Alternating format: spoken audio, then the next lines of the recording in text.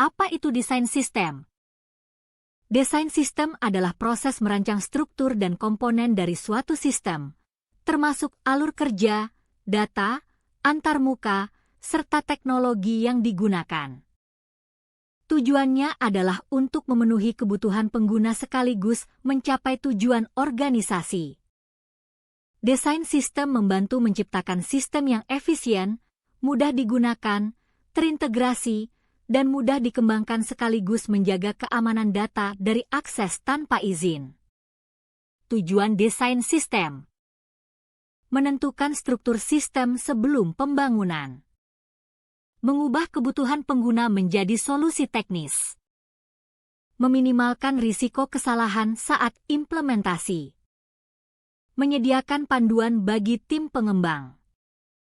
Manfaat desain sistem: mempermudah komunikasi antar tim proyek, menghemat waktu dan biaya dalam pengembangan, meningkatkan efisiensi dan kualitas sistem, memastikan sistem sesuai kebutuhan pengguna. Komponen-komponen dalam desain sistem. Desain sistem terdiri dari beberapa komponen penting.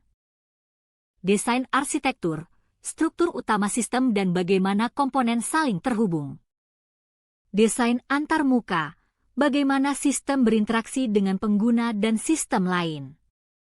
Desain proses, alur logika dan pemrosesan data. Desain basis data, struktur penyimpanan dan akses data. Desain keamanan, proteksi terhadap akses ilegal dan kebocoran data. Tahapan dalam desain sistem. 1. Desain arsitektur, struktur utama sistem dan bagaimana komponen saling terhubung.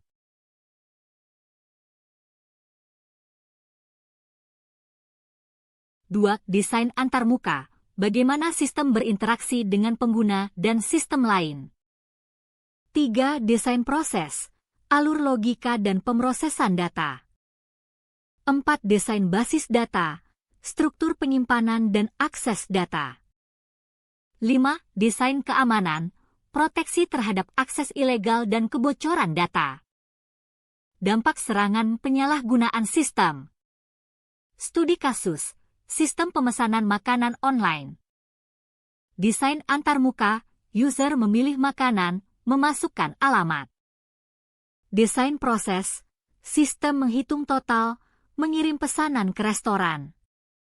Desain basis data, menyimpan data pengguna, menu, transaksi. Desain keamanan, enkripsi login dan data pembayaran.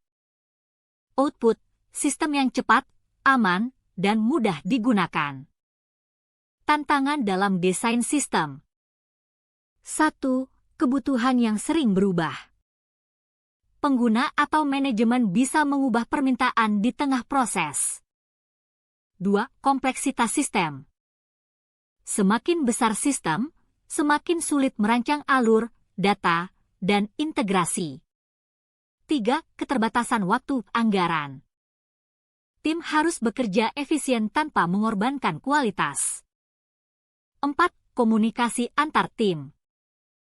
Kurangnya pemahaman bersama bisa menyebabkan miskomunikasi.